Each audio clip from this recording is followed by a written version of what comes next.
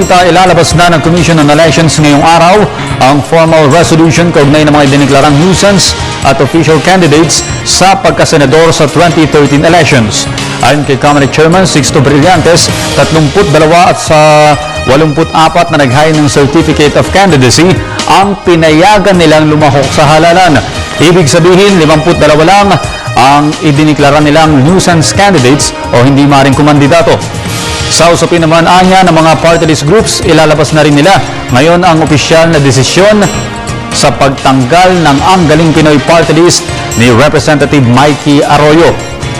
Bukod sa grupo ng anak ng dating Pangulong Gloria Arroyo, tatanggalin na rin ang alab ng Mamamahayag Party List na nag-akusa umano ng bribery sa kanilang commissioners.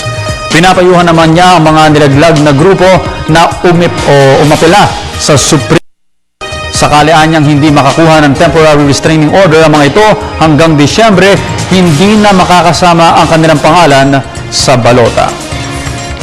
At yan po naman ang aming mga nakalat na balita at impormasyon. Magbabalik ang PTV News Break makalipas ang 1 oras.